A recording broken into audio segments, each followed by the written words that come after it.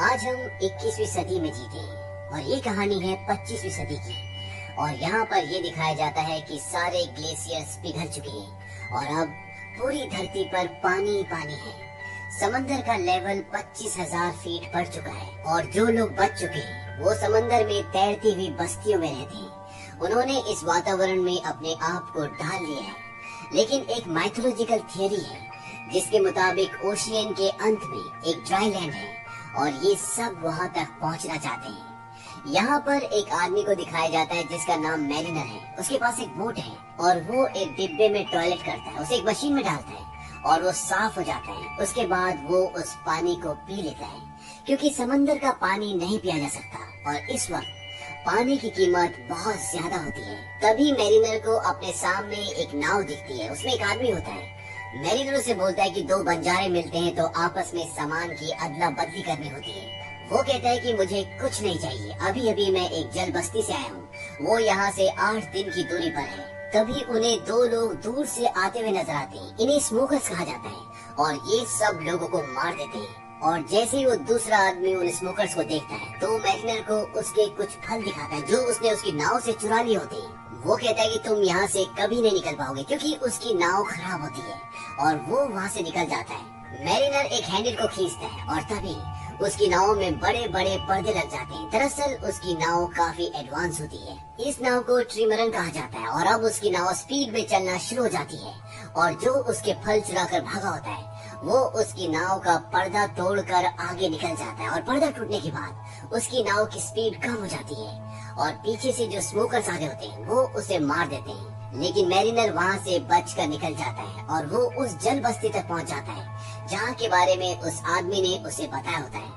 और गेट पर पहुँचने के बाद वो उन लोगों को कुछ सामान दिखाता है। वो कहते हैं कि हमारे पास काफी व्यापारी हैं। लेकिन जब मैरिनर उन लोगों को मिट्टी दिखाता है तो चौंक जाते हैं। जिस तरह से आज के युग में हीरे जवाहरात बहुत कीमती होते हैं, उस वक्त मिट्टी बहुत कीमती होती है और वो उसे अंदर आने देते हैं। और जब वो मैरिनर की मिट्टी को तोलते हैं तो वो 3.5 किलो होती है।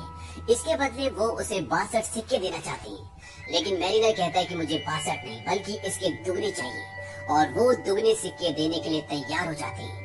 इस दौर में मिट्टी बहुत बेशकीमती इसलिए भी है क्योंकि मिट्टी पर ये छोटे मोटे पेड़ पौधे उगाकर अपने लिए खाने की चीजों का इंतजाम कर सकते हैं। मैरिनर अपने सिक्के लेकर एक दुकान पर जाता है और वो पीने के लिए कुछ पानी खरीदता है।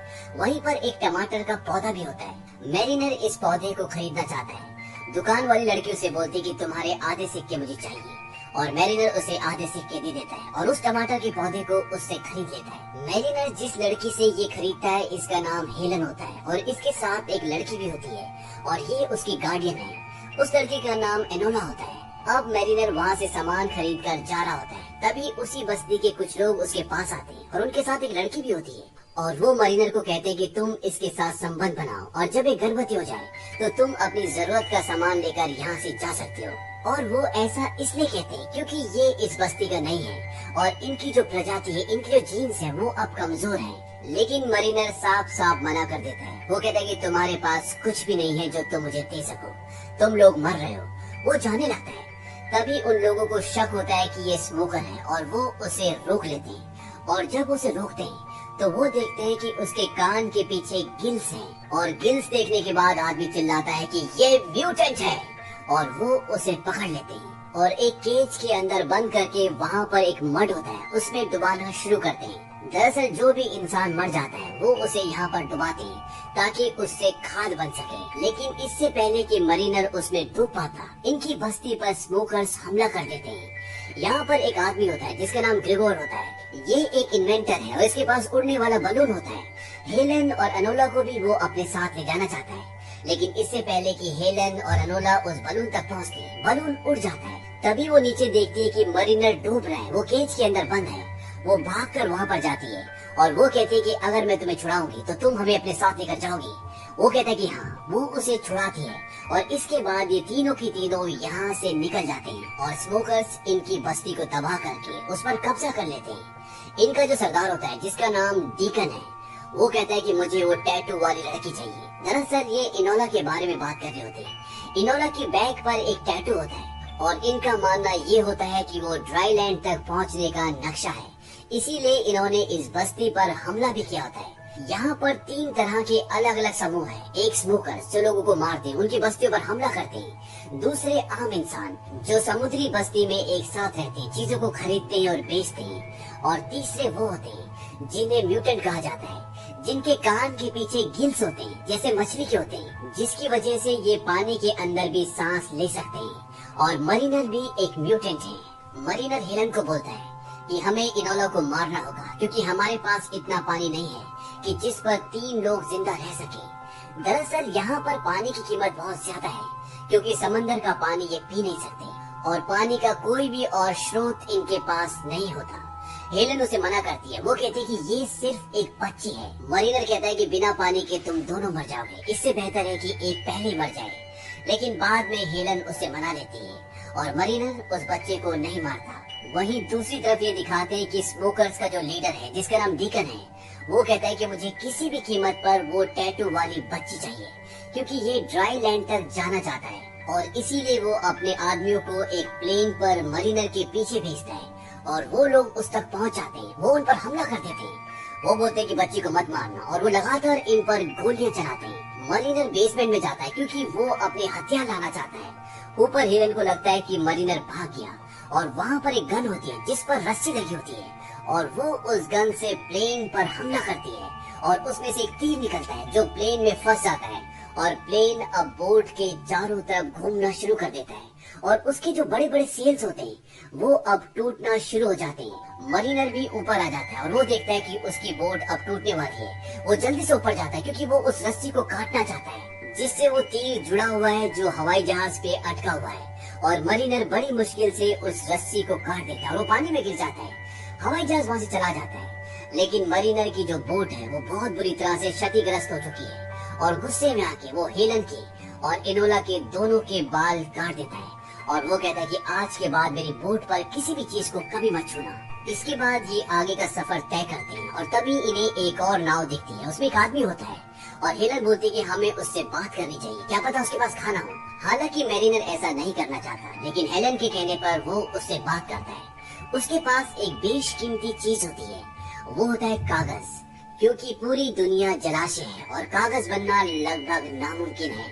ये वो चीजें होती है जिन्हें आज के जमाने में हम एंटी कहते हैं। मरीनर और हेलन ने इससे बात इसलिए की होती है क्योंकि ये इससे खाने की उम्मीद कर रहे होते हैं लेकिन इसके पास खाना नहीं होता।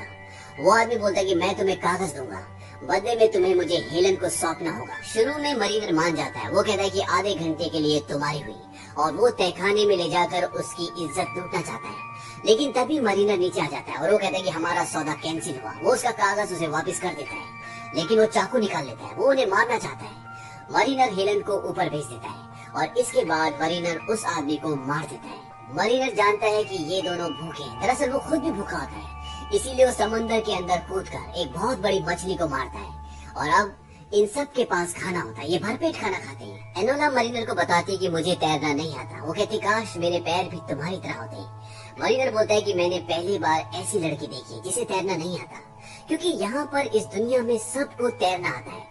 हेलन बताती है कि मैं उसकी माँ नहीं हूँ, मैं उसकी गार्डियन हूँ। और धीरे धीरे साथ रहने के बाद, बातें करने के बाद इनकी दोस्ती होना शुरू हो जाती है और मरीनर इनोला को तैरना भी सिखाता है। जहाँ वो कुछ वक्त पहले इनसे नफरत करता था, इनके साथ नहीं रहना चाहता था, अब सब ये एक दूसरे के दोस्त बन चुके हैं। इसके बाद ये नाव के ऊपर आ जाते हैं और तब ये देखते हैं कि सामने एक बहुत बड़ी नाव होती है और ये एक तरह की चौकी होती है जहाँ पर सामान खरीदा और बेचा जाता है और वो अपनी नाव को उस तरफ ले जाता है। लेकिन जब वो दूरबीन से देखता है तो वो देखता है कि उस नाव पर, उस चौकी पर पूरी तरह से स्मोकर्स का कब्जा होता है।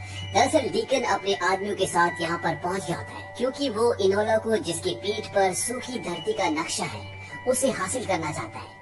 लेकिन मरीनर बड़ी चालाकी से, बड़ी बहादुरी से यहाँ से निकल जाता है और उसे अब शक हो जाता है। वो कहता है कि वो लोग हमारा नहीं बल्कि इनोला का पीछा कर रहे थे और उसकी पीठ पर जो टैटू है उसका मतलब क्या है। हेलन बताती है कि ये ड्राई लैंड का नक्शा है, यानी सूखी धरती तक पहुँचने का रास्ता। मरीनर बोलता है कि ये बेवकूफी है, ऐसी कोई जगह नहीं है। हेलन बताती है कि जब हमें इनोला मिली थी तो उसकी टोकरी में सूखी मिट्टी थी और वो मिट्टी तुम्हारी मिट्टी से भी बहुत बेहतरीन थी। इसीलिए सभी लोगों का मानना है इनोला की पीठ में जो नक्शा है वो सूखी धरती का नक्शा है और अभी तक इन दोनों को यानी कि हेलन को और इनोला को ये लगता है कि मैरिनर उन्हें सूखी धरती पर ले जा रहा है। उसे सूखी धरती का रास्ता पता है क्योंकि उसकी नाव में बहुत सारी चीजें ऐसी होती है जो सूखी धरती पर यानी इंसानों द्वारा बनाई जा सकती है और उसके पास मिट्टी भी थी। लेकिन मरीनर बोलता है कि ऐसी कोई जगह नहीं है, तुम बेवकूफ हो जो ऐसी चीज पर भरोसा कर रही हो जो तुमने कभी देखी नहीं है, उसका कोई अस्तित्व नहीं है। हेलन कहती है कि तुम्हारे पास शीशा है और वो गाना बजाने वाला बॉक्स, वो सब कहाँ से है, वो सिर्फ सूखी धरती पर बनाए जा सकते हैं। मैरिनर बोलता है कि तुम सूखी धरती देखना चाहती हो, पानी में आओ, और वो उसे पानी में ले जाता है और एक बॉक्स के अंदर बंद कर देता है जिसके अंदर पानी नहीं जाता, और वो उसे समंदर के तल पर ले जाता है जहाँ पर बहुत बड़ी बड़ी बिल्डिंग्स हैं जो पूरी तरह से वीरान हो चुकी है। किसी जमाने में यहाँ पर एक शहर हुआ करता था, लेकिन अब यहाँ पर कुछ भी नहीं है। और वो हेलन को ये सब कुछ इसलिए दिखाता है ताकि उसके मन में जो एक झूठी उम्मीद है वो उम्मीद खत्म हो जाए। और जब ये ऊपर आते तो ये देखते हैं कि इनकी नाव पर स्मोकर्स ने पूरी तरह से कब्जा कर लिया होता है और वो इन दोनों से पूछते हैं कि इनोला कहाँ है। दरअसल इनोला उन्हें देखकर नाव में कहीं छुप गई होती है। वो कहते हैं कि अगर तुमने नहीं बताया तो हम तुम दोनों को मार देंगे, और ये दोनों नहीं बताते। हालांकि हेलन ने इनोला का पैर देख लिया होता है, लेकिन फिर भी वो नहीं बताती क्योंकि वो जानती है कि स्मोकर्स पर भरोसा नहीं किया जा सकता। डीकन बोलता है कि अगर ये नहीं बता रहे तो इन दोनों को मार दो। और इससे पहले कि ये उन दोनों को मारते, इनोला आवाज लगाती है, कहती नहीं, और वो बाहर आ जाती है। और अब इनोला स्मोकर्स के कब्जे में आ जाती है और स्मोकर्स का जो लीडर होता है वो बोलता है कि इन दोनों को यानी कि हेलन को और मरीनर को मार दो। लेकिन इससे पहले कि वो उन्हें मारते, वो दोनों के दोनों पानी में कूद जाते हैं। पर हेलन पानी के नीचे सांस नहीं ले सकती क्योंकि वो एक इंसान है, लेकिन मरीनर ले सकता है क्योंकि उसके गिल्स हैं। इसीलिए वो अपने मुंह से हेलन को सांस देता है और बहुत देर के बाद ये पानी के ऊपर आते हैं। और जब ये ऊपर आते हैं तो ये देखते हैं कि स्मोकर्स ने मरीनर की नाव को पूरी तरह से तबाह कर दिया होता है और इस बात से मरीनर को बहुत दुख होता है। लेकिन अब हेलन मरीनर की इंसानियत, उसकी अच्छाई से प्यार करने लगती है और ये दोनों एक दूसरे के करीब आ जाते हैं। और जब हेलन सो रही होती है तो मरीनर नीचे जाता है क्योंकि उसका वहाँ पर सामान होता है और वहाँ पर वो कागज भी होता है जो उसने उस इंसान से छीना था जो रास्ते में उन्हें एक बोट पर मिला था।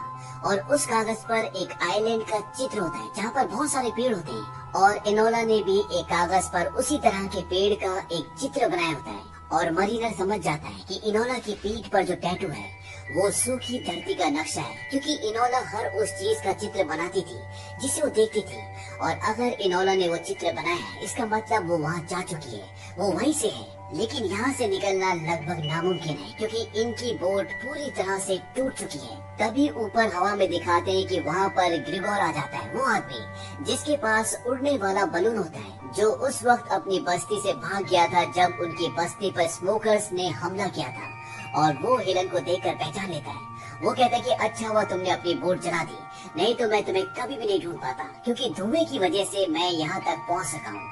और वो इन दोनों को अपने बलून पर ऊपर ले जाता है और पास ही में कुछ सर्वाइवर्स होते हैं जो उस बस्ती से भागे होते हैं जहाँ पर स्मोकर्स ने हमला किया था। और वहाँ पहुँचने के बाद मरीनर बोलता है कि मैं इनोला को ढूंढने के लिए जा रहा हूँ। और वो स्मोकर्स के बहुत बड़े जहाज तक पहुँच जाता है, वो जहाज के अंदर चला जाता है और जहाज में कई सारे लोग होते हैं और वो सब अपने सरदार डीकन से बोलते हैं कि हम कब सूखी धरती तक पहुँचेंगे। वो उन सब से झूठ बोलता है कि मेरे को नक्शे का पता चल चुका है और अब हमें यहाँ से निकलना है।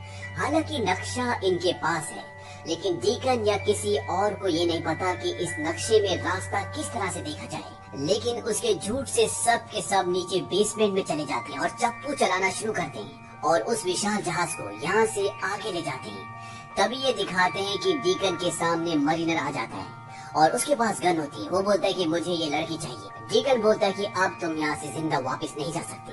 तभी मरीनर अपने अंदर से एक जलती हुई मशाल निकालता है और उसके सामने तेल के कुएं का एक पाइप होता है और वो उसके अंदर डाल देता है और एक जोरदार ब्लास्ट होता है और उसके बहुत सारे लोग यानी कि बहुत सारे स्मोकर्स मारे जाते हैं। और मरीनर उस जगह पर जाता है जहाँ पर इनोला है और जब वो ऊपर पहुँचता है तो वो देखता है कि डीकन उसे लेकर नीचे जा चुका होता है और अपने प्लेन पर उसे उड़ा कर ले जा रहा होता है। लेकिन वो उसके प्लेन पर रस्सी अटका के उसका प्लेन क्रैश कर देता है और उसका प्लेन वहीं शिप पर गिर जाता है। अब ये विशाल शिप डूब रहा है, लेकिन इससे पहले कि ये पूरा शिप पानी में समा जाता, वहाँ पर हेलन और ग्रिगोर उड़ने वाले गुब्बारे पर वहाँ तक पहुँच जाते हैं और वो नीचे एक रस्सी फेंकते हैं और उस रस्सी की मदद से मरीनर और इनोला ऊपर उड़ने वाले गुब्बारे पर आ जाते हैं और तभी नीचे जहाज पर एक बहुत बड़ा ब्लास्ट होता है और जितने भी स्मोकर्स होते हैं लगभग सभी मर जाते हैं। लेकिन डिकन अभी भी बचा होता है और वो नीचे वाटर स्कूटर से ऊपर गोली चलाता है।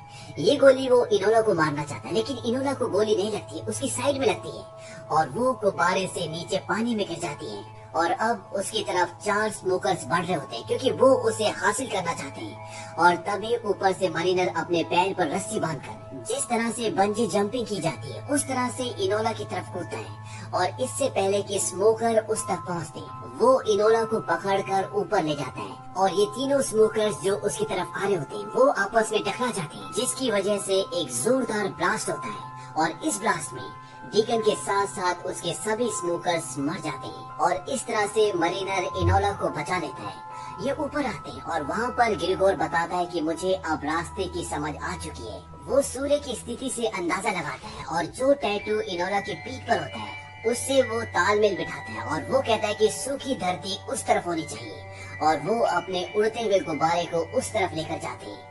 रात होती है और ये सब सो जाते हैं और जब सुबह मरीनर की आँख खुलती है तो उनके उड़ते हुए गुब्बारे यानी कि इनके यान पर एक पक्षी आकर बैठता है और तभी मरीनर सामने देखता है वहाँ पर बहुत ऊंचा पहाड़ होता है और ये होता है एवरेस्ट। लेकिन एवरेस्ट अब पूरा हरा भरा है, यहाँ पर पक्षी हैं, पेड़ पौधे हैं, मीठे पानी के झरने हैं। और जब ये ऊपर जाते हैं तो वहाँ पर देखते हैं कि एक झोपड़ा भी होता है जिसके अंदर 2 कंकाल होते हैं और ये इनोला के माँ बाप होते हैं। वहाँ पर टैटू बनाने का सामान भी होता है।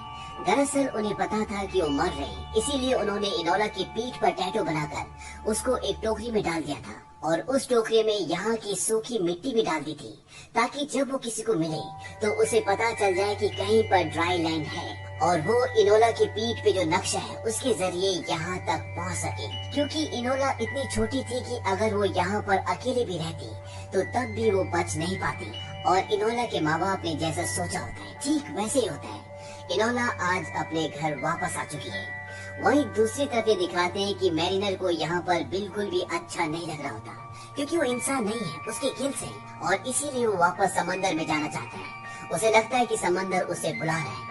वो अपने लिए एक बार फिर से एक नाव बनाता है और वापस समंदर में जाने की तैयारी करता है। लेकिन इनोला और हेलन नहीं चाहते कि वो वापस जाए। हेलन उससे प्यार भी करती है लेकिन मैरिनर को जाना है और वो इन दोनों को अलविदा कहकर वापस उसी जगह चला जाता है जो उसकी असली जगह है यानी समंदर में।